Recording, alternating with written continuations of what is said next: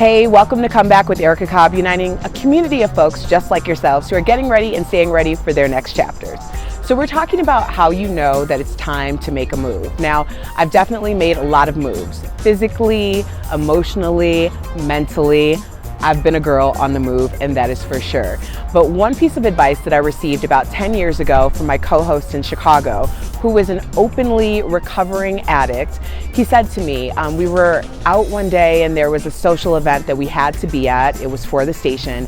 And he said, Erica, you know, when I'm in social situations and there's alcohol involved, I always know when it's time for me to exit because there's this volume, this noise level that happens in the room.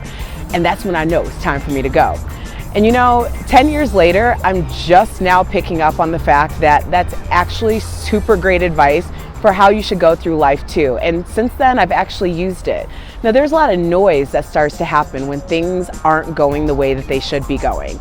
And it's not that they're not going the way that they should be going for everybody, but they're definitely not going the way that they should be going for you. And there's this noise level, this crescendo that starts to happen. And before it gets to the peak where it's too loud to even tolerate, where you'd actually have to have earmuffs to even have it be safe for your ears, that's when you know it's time to go. Now, a lot of people may not think of noise the way that us audio people think of it.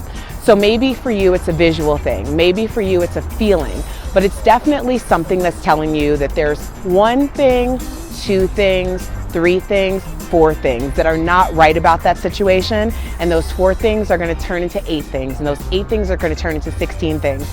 And before you've overstayed your welcome and someone else decides what your fate is, that's when you know you need to start to get your exit strategy and go with it. Just go with your gut.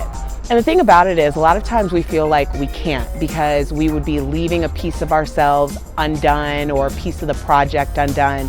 And I'm just going to warn you that sometimes you don't need to finish that piece of yourself. Sometimes you don't need to finish a piece of that project because it's not meant for you to finish. Maybe it was meant for you to start and for someone else to build so that you can go and start something that's more meant and ready for you. Now, in terms of failure, I know we see failure, especially when we leave things incomplete, and sometimes it's not our doing. But failure is actually a really great thing, and I've always felt this way. But recently I saw a video where Oprah was being interviewed about bravery. And she said something that really stuck with me. She said that failure is that thing that's kind of redirecting us to where we need to go.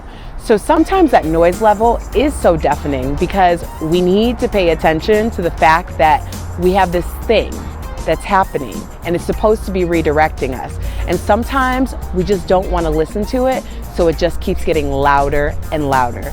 So make sure that you're paying attention to exactly when things are starting to crescendo for you, because that's when you know it's time to go. Come back, kids. Let me know what your thoughts are on this topic by using the hashtag #ComebackWithEricaCobb.